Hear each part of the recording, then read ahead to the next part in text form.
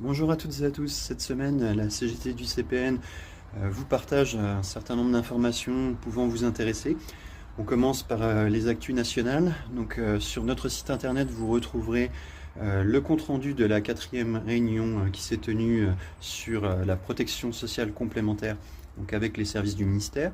Nous vous avons mis aussi, à titre d'illustration, le tableau de ce qui avait été retenu pour l'éducation nationale, que vous voyez aussi qu'on ne lâche rien et que la CGT défendra à tout prix une protection sociale complémentaire de haut niveau et pas ce que tente de nous imposer le gouvernement.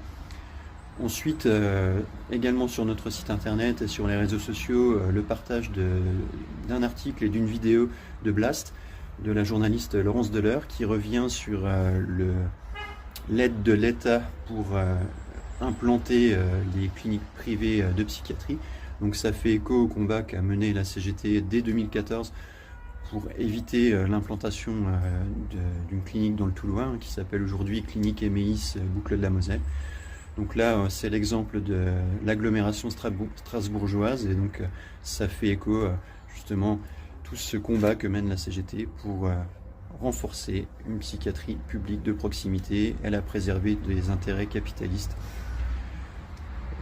Au niveau local, donc une information d'un nouveau décret qui est passé, qui concerne la bonification de trimestre de retraite pour les collègues qui seraient sapeurs-pompiers volontaires. Il peut être aussi intéressant à faire passer auprès de votre famille ou de vos amis, même si c'est pas la panacée, mais ça mérite au moins d'être connu.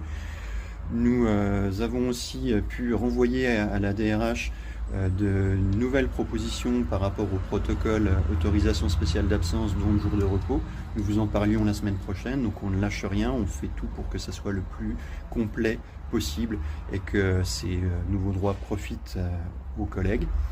Et puis pour finir, une rencontre que nous avons eue mardi dernier avec la nouvelle directrice des achats et des services logistiques. Nous avons pu évoquer la situation du bio-nettoyage, le service transport, la lingerie, avec les problématiques autour des tenues professionnelles, notamment des tuniques. Donc pas mal de points, c'est intéressant, ça a permis au moins de poser premier jalon et de voir vers quoi nous allons pouvoir aboutir ou pas. Nous y reviendrons dès que nous aurons des informations complémentaires. Vous pouvez continuer à nous poser vos questions par mail, par téléphone, et à nous suivre sur les réseaux sociaux. Bonne semaine à toutes et à tous.